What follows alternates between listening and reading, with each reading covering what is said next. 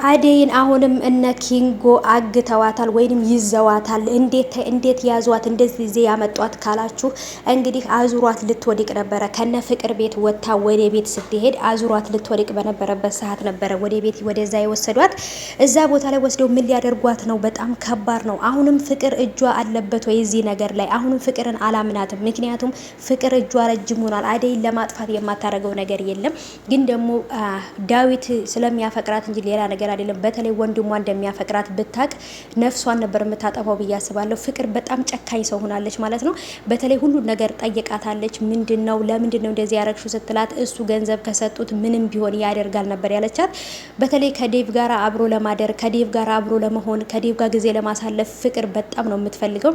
ዴቭ ደግሞ በጭራሽ ሊያያት ሁላ አይፈልግም። ፍቅርና ዴቭ በነገራችን ላይ አብረው ነው ያደጉት ማለት ነው። የአንድ ሰፈርና የአንድ አብሮ ያደግ ልጆች ስለሆኑ ለዛ ሊሆን ይችላል አላቅም። ሰላም ሰላም፣ ውድ የተከበራችሁ የቻናሌ ተከታታዮች እንዴት ናችሁ? ከኔ ጋር ሁሉ ሰላም ነው። ሰላማችሁ ይብዛልኝ ባላችሁበት ውድ ቤተሰቦቼ። ለቻናሌ አዲስ ከሆናችሁ ሰብስክራይብ እያረጋችሁ ቤተሰቡ ነው። ነባሮች እንኳን በሰላም መጣችሁ ብያለሁ። ዛሬ በአደይ ድራማ ላይ በጣም አሳዛኝ ነገሮች ተፈጥረዋል። እሱ ምንድነው? አደይ አሁንም በፈተና የተሞላ ህይወት እየኖረች ነው። በጣም እያሰቃየቻት ነው ፍቅር ማለት ነው። ምን እንዳደረገቻት ባላቅም ዴቭ ስለሚያፈቅራት ብቻ ነው ወይንስ ደግሞ ሌላ ተልእኮ አላት አደይን እንደዚህ ለማድረግ አላቅም። በባለፈው ክፍል እንዳያችሁት የባርኮት እናት ደውላ አደይን እንደምንም ብለህ ፈልገህ ወደ ቤት መልሳት ብለዋለች። ልጄ አሰቃዩሽ አይደል ላይ በጣም ይቅርታ እያለች ብቻዋን እያወራች ነበር። ስለዚህ የነ ባርኮት እህት ናት ወይንስ ምንድነው? የባርኮት እናት የደበቀችው ነገር አለ። ቤተሰቦች አደይ የቤት ሰራተኛ አድርጋ ቤት ውስጥ ያመጣቻት ያለ ምክንያት አይደለም። የሆነ ነገር አለ። አደይ የነባርኮት እህታቸው ወይንም ታላቅ እህታቸው ሳትሆን አትቀርም። አላቅም ብቻ በጣም የሆነ የተወሳሰፈ ነገር አለ። ባርኮትን ደውላ አደይን ከናንተ ላይ ይቻላያትም ወደ ቤት እንድታመጧት ብላ ነው መልእክት ያስተላለፈችው ማለት ነው። እሱም ደግሞ እሷን እየፈለገ ባለበት ሰዓት ቤት ውስጥ አገኛት ማለት ነውና ፍቅርን ጠይቃት ነበረ። ለምንድነው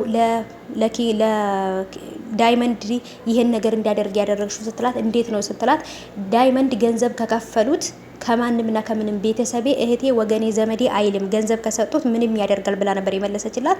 እሷም ደግሞ አንቃ ነበር ልገላት የነበረው ማለት ነው። አደይ ጉልበቷንና ኃይሏን አሳይታታለች ለፍቅር ማለት ነው። ዝም ብላ ከቤት ውስጥ ብትወጣ እኔ ራሴ እናደር ነበረ።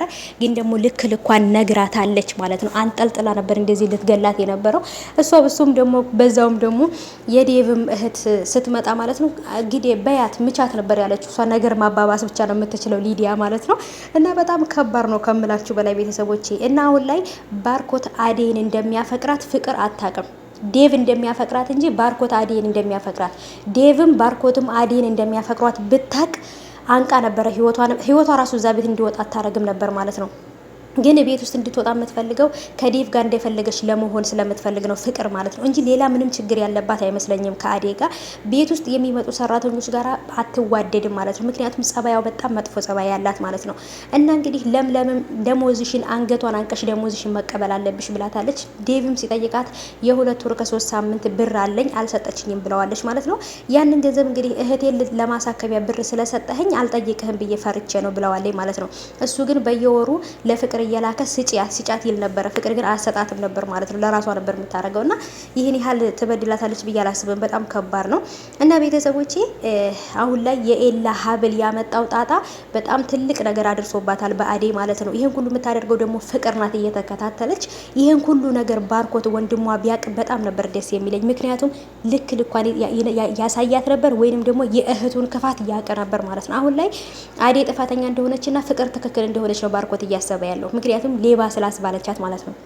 እናንተ እንዴት አያችሁት ቤተሰቦች? እኔ ፍቅር በጣም ነው የምታናድደኝ በሁሉም ቦታ ላይ ማለት ነው። አደይ ደግሞ በጣም አሳዝናኛለች። አሁንም መከራና ስቃዩ እንደተፈራረቀባት ነው አደይ ላይ ማለት ነው። በተለይ አሁን ደግሞ ኪንጎና ዳይመንድ ይዘዋታል። ምን ሊያደርጓት ነው ብዬ በጣም እየተጨነኩ ነው። እናንተስ እንዴት አያችሁት?